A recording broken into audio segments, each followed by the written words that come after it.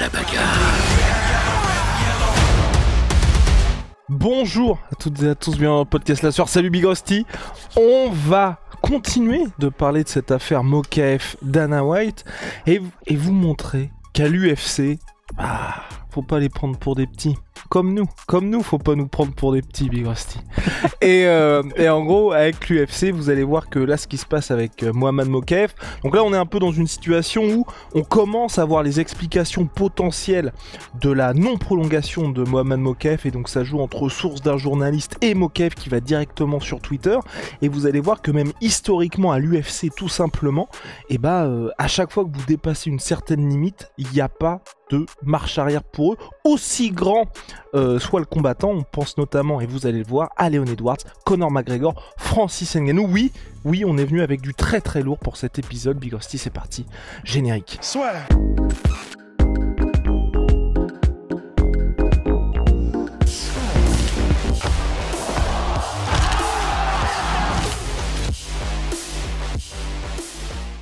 Vous posiez sans doute la question, et moi le premier, quand Dana White avait dit le PFL va pouvoir récupérer un combattant invaincu, bonne chance à lui. J'étais le premier à me dire, pourquoi est-ce que comme ça, de nulle part, Dana White parle du PFL ?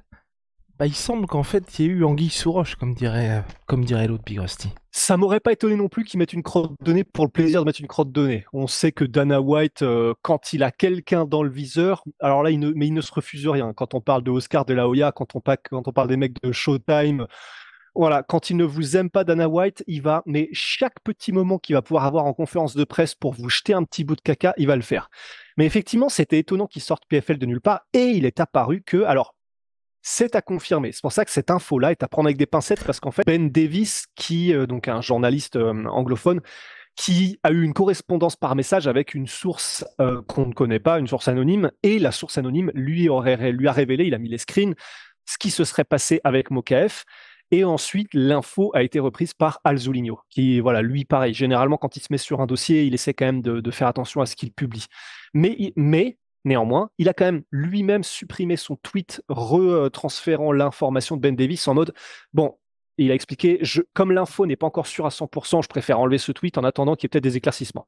Mais les tweets en question, qui font référence à une vidéo YouTube de Ben Davis, donc c'est, en gros, pour vous faire très simple, Mohamed Mokaev, avant même qu'il arrive à la fin de son contrat, parce que là c'était son dernier combat sur le contrat, il aurait commencé à faire monter les enchères en allant demander au PFL ce qu'il pourrait lui proposer.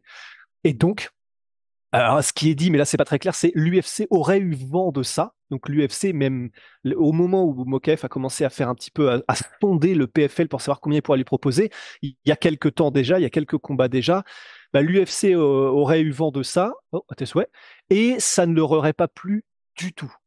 Et on sait que faut pas tester l'UFC grosso modo, c'est-à-dire que si l'UFC comprend que tu es en train d'essayer de les doubler, alors là, mais ils vont te mettre tout ce qu'ils peuvent sur le dos, quoi. Et même au-delà de ça, donc Mohamed Mokaev est représenté par Tim Simpson, l'un des managers les plus influents, notamment manager d'Israël Adesanya, de Max Holloway et Jiri Prochaska. Pardon ? C'est pas Leon Edwards aussi ? Et Leon Edwards, oui, pardon. Et Leon Edwards également. Merci Big Rusty.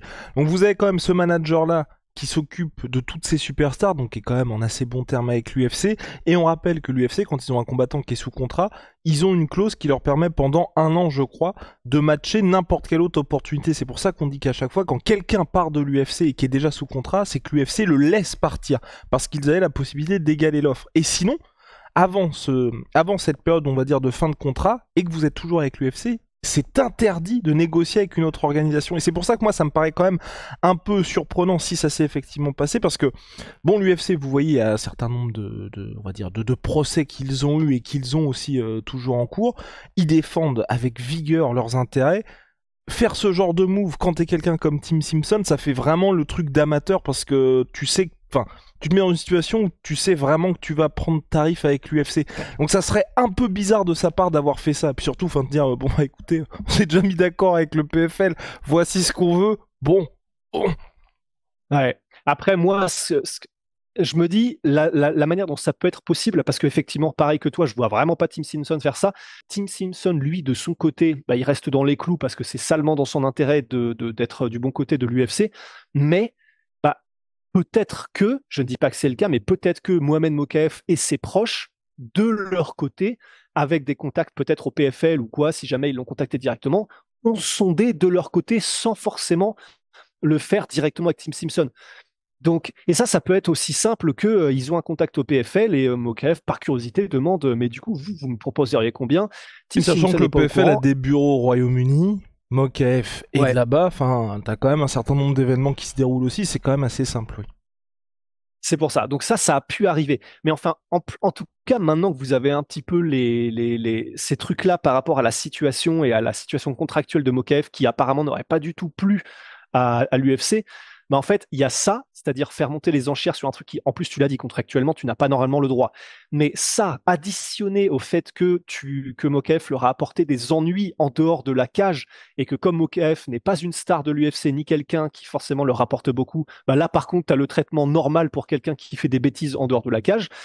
Ça, plus le fait qu'il n'avait pas le style de combat le plus. Alors, en plus, il est flyweight, et on sait que flyweight, il y a eu l'affaire Nate Maness aussi, là, il y a quelques jours, je sais pas si tu as vu.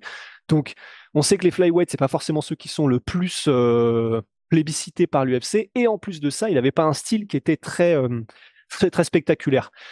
Toutes ces raisons, et probablement d'autres encore qu'on ne connaît pas, ont fait que le fait que Mohamed Mokaev, je pense, fasse ces choses-là en dehors de la cage, donc provoque des bagarres et fasse des trucs un peu bizarres. En même temps, peut-être, si jamais c'était vrai, de son côté, fasse monter les enchères avec le PFL. Je pense que l'UFC, je vais jeter une petite pièce et me dire si j'étais à leur place, on sait qu'il n'y a rien que l'UFC ne veut plus que de montrer à chacun de ses combattants qu'il n'a pas besoin d'eux, quel qu'il soit, et de montrer que tu ne peux pas faire un bras de fer avec nous, avec l'UFC. Et donc, je pense que l'UFC a dû voir un peu tout ça de la part de Mokaev et ils ont dû se dire, OK, donc là, on a un petit jeune qui est invaincu, qui est potentiellement, parce que je crois qu'il, enfin, j'ai peur de dire une connerie, mais je crois qu'il a au moins 1,5 million sur Insta, Mokaev, donc il a une petite hype quand même, malgré tout ce qu'on vient de dire. Et je pense que l'UFC a dû se dire, OK, donc là, on a ce gars-là qui est jeune, prometteur et qui a très confiance en lui et en le fait qu'il va rien lui arriver parce qu'il se permet de faire des choses que seuls les stars ont le droit de faire chez nous et avoir des passes droits. Et s'il y a eu ce truc du PFL, je pense que ça a juste été la goutte d'eau qui a fait déborder le vase et qui ont fait se dire à l'UFC, OK, là, il est en train de grosso modo se dire qu'il peut tout se permettre avec nous. Ce qui ne serait pas du tout une bonne image à renvoyer si jamais ça venait à se savoir. Et à mon avis, c'est là où l'UFC, Dana White, les matchmakers, etc., ont dû se dire, OK, on est dans une situation comme Leon Edwards, comme Ngannou, comme Connor, où ils nous testent, ils essayent de voir s'ils ont suffisamment de levier pour qu'on ploie, pour qu'on plie. On va leur montrer, on va montrer à tout le monde par la même occasion que ne nous teste pas, on n'a pas besoin de toi. Et justement, là vous allez vous dire quoi? Leon Edwards, mais Dana White, lors de la conférence de presse, il avait dit qu'il adorait Leon Edwards. Eh bien, revenons un petit peu dans le passé, une époque où Leon Edwards, alors classé numéro 3, a brièvement, le temps de quelques jours, été purement et simplement tège de l'UFC parce que Leon Edwards ne voulait pas affronter un Khamzat Chimaev qui était à l'époque classé 15e chez les Welterweight Trust. Il était même non classé, je crois. Ah. Ouais. Et en fait, c'est là tout le truc, nous sommes en octobre 2020. J'ai été voir les articles tout à l'heure. Ouais. On est en octobre 2020 et en fait, on est à une période où Leon Edwards, qui est donc très bien classé dans le top 5 de l'UFC chez les welterweight, il n'avait pas combattu depuis un an, mais même peut-être un peu plus d'un an, un truc comme ça, sa victoire sur Rafael dos Anjos. Donc ça faisait très longtemps qu'il était inactif.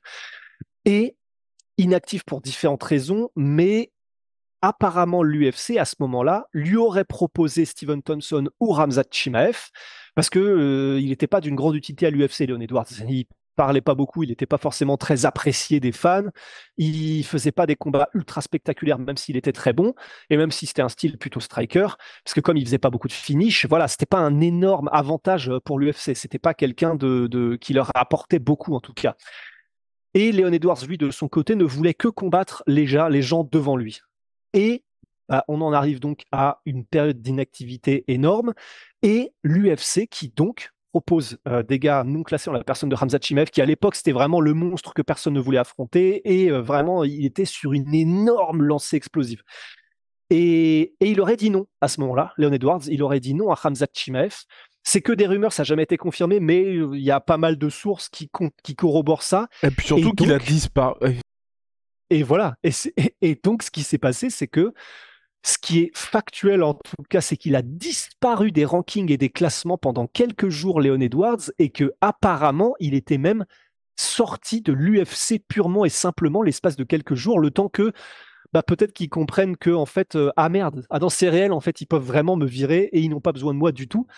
Et bizarrement, miraculeusement, après ces quelques jours où ah merde, je suis plus dans les classements et ah merde, en fait, je suis viré, eh ben, on a eu un tweet de Leon Edwards disant je suis toujours dans les rankings, je suis toujours dans le classement.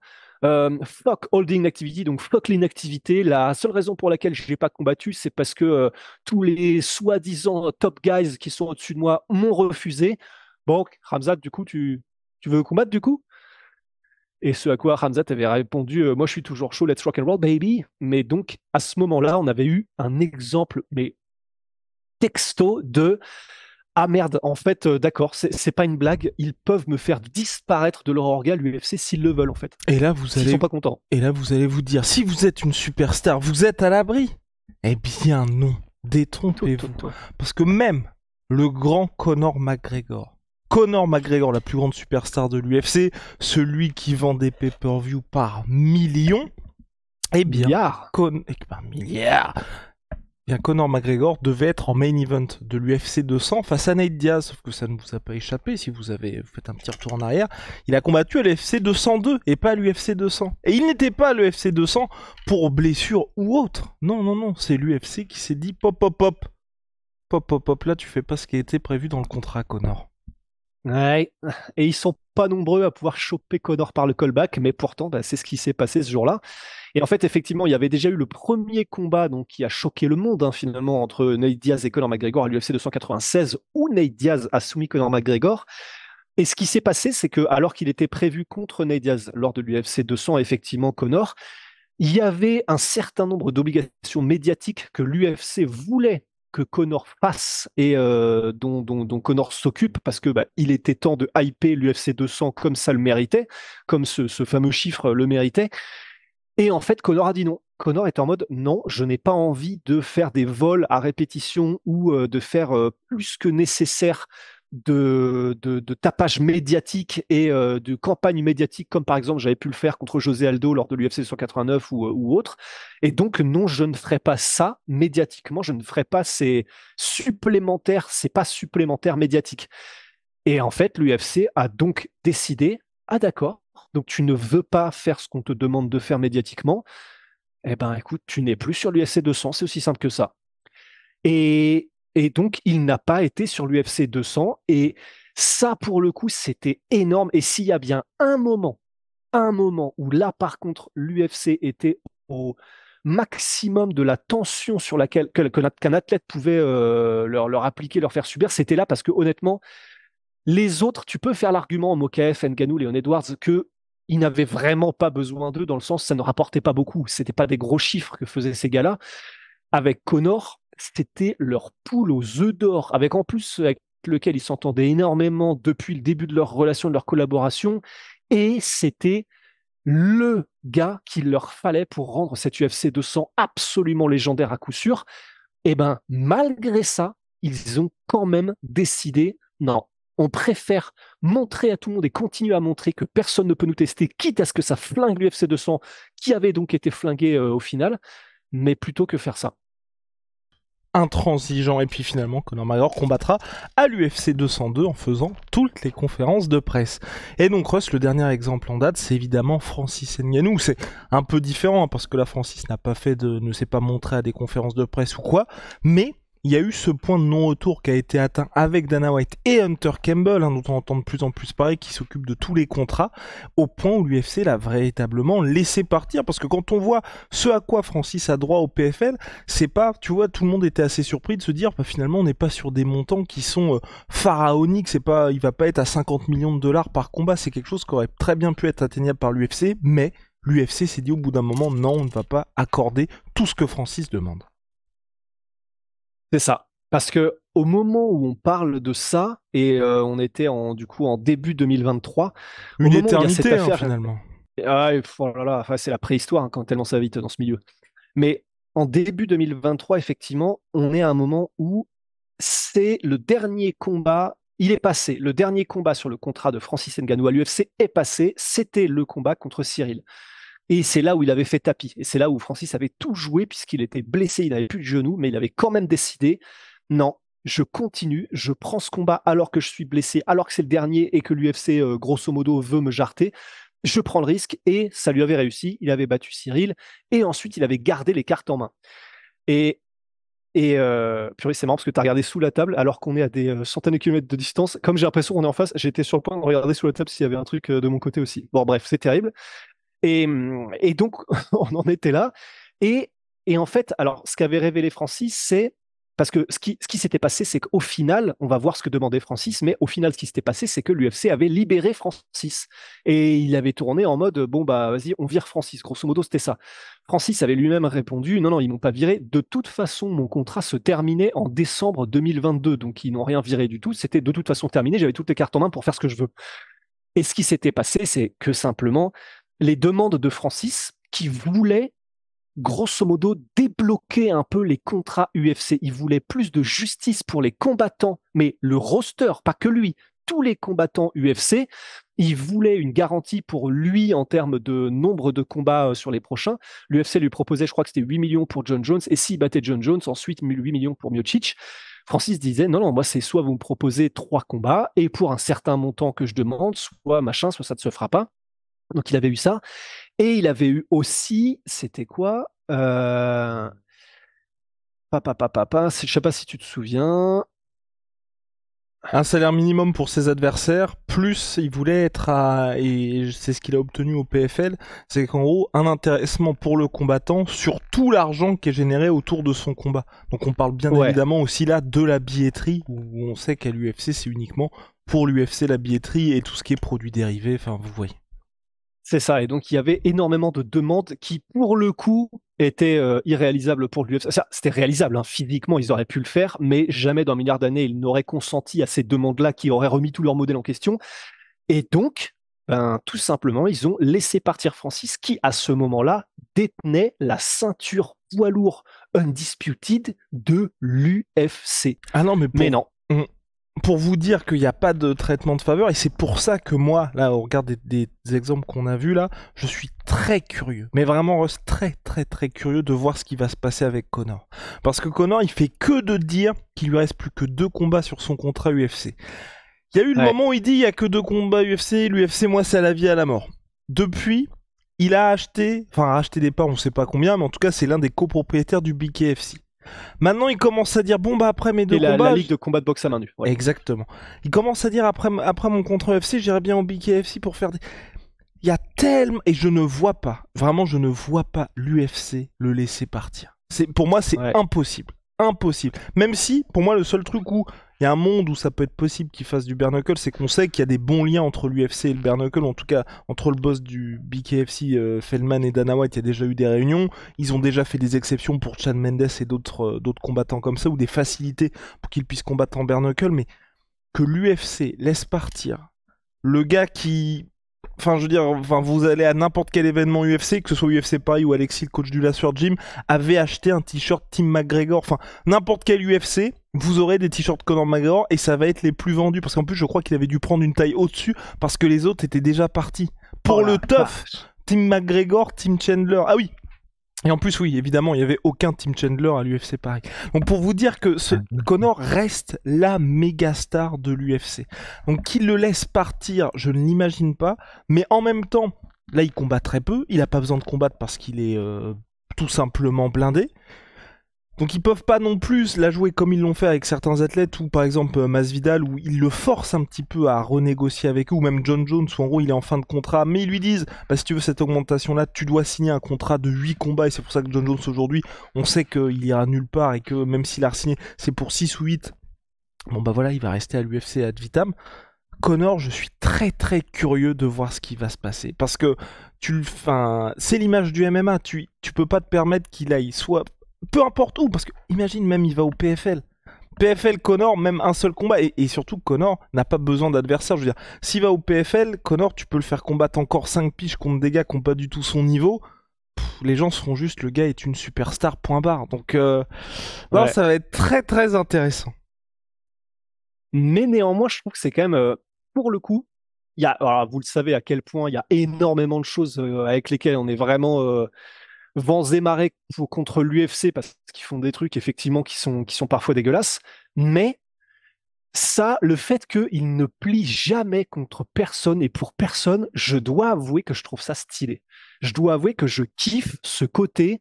Ils restent et ils veulent ne jamais rien devoir à personne et rester complètement maîtres de leur bateau et que personne ne puisse avoir de levier pour leur dire quoi faire. Oui, ça amène à des dérives et oui, du coup, ils font ce qu'ils veulent et on l'a vu même des énormes amenés au tribunal avec des affaires à potentiellement plusieurs centaines de millions de dollars qu'ils vont devoir, etc. Oui, le fait qu'ils dirigent ça de main de fer, ça amène à des dérives, mais par contre, je dois avouer que je trouve ça assez stylé ils veuillent rester, mais vraiment les seuls maîtres à bord de leur entreprise, quitte à se mettre eux-mêmes dans des positions défavorables, parfois comme avec l'UFC 200, quoi. Mais oui, non, mais pour l'organisation, pour l'organisation et le sport au global, je trouve que c'est super parce que le titre UFC reste le plus prestigieux, quoi qu'on en ait. Je veux dire, enfin, Ngannou part, direct, il y a le retour de John Jones. On oublie même qu'il y a Francis. Aujourd'hui, ça y est, on parle même. Enfin, le John Jones Francis dont on parlait, là maintenant que Thomas Spinal a gagné, c'est uniquement John Jones Thomas Spinal que les gens ont envie de voir. Donc ça, c'est la force de l'UFC, c'est d'arriver à toujours, comme et tu l'avais que dit, Francis a perdu. et Ouais. que Francis a perdu, on arrive toujours à être le sport et l'organisation est plus grande que n'importe quel athlète. Ils arrivent à maintenir ça. Et puis ça fait un vrai standard qui fait que les gens disent bah, j'ai envie d'être à l'UFC et pas dans une autre organisation. Donc non, ça moi je trouve que c'est vraiment fort de leur part. Et puis même de se dire, enfin tu vois, John Jones, ils n'ont pas été jusqu'à le virer, mais pendant 3 ans on n'a pas eu de John Jones. Et il était en conflit ouvert avec Dana White au moment où justement John Jones s'était dit bah moi je vais monter chez les lourds et je veux un salaire à la Deontay Wilder. Et c'est là que Dana White en conférence de presse était quoi, tu veux 30 millions de dollars? Et on n'était pas dans mode Dana White aujourd'hui qui défend contre littéralement contre tout le monde. John Jones, non, là c'était, il voulait bien lui faire comprendre que non, tu ne vaux pas ce que Deontay Wilder peut avoir. Donc, non, l'UFC de ce côté-là, c'est vraiment hyper impressionnant. Et puis de toute façon, les chiffres et le succès de l'organisation montrent. Hein, chaque année, ils battent des records. Et puis il y a littéralement aucun signe de ralentissement, puisque maintenant, il y a même les pays, les États, les villes qui payent pour accueillir l'UFC, ce qui est absolument dinguissime. Je pense qu'on a fait le tour, monsieur Rest. Je crois. Eh bah parfait. Ciao. Ma sweet pea. Ma sweet protein, moins 30% minimum sur tous mes sweet pea, où là on peut pas voir. Avec le code la sœur, voilà la petite créatine. Moins 30% minimum sur tous mes sweet pea avec le code la sœur. Et puis Holy Moly, révolution dans les boissons énergisantes. Regardez ça, pour le focus, pour l'énergie, ça ne vous fait justement pas un petit pic qui redescend directement, non. Vous allez être constant. Donc quand vous faites un long trajet ou quoi, n'hésitez pas, notre cher Bax, qui est membre de l'équipe, a carrément remplacé son café par du Holy Moly. Ils font aussi des boissons de réhydratation et des thés glacés. Code la sur 5 pour votre première commande, moins 5 €. Et si vous avez déjà commandé chez eux, code la sur 10, moins 10%. On se retrouve très vite. See ya.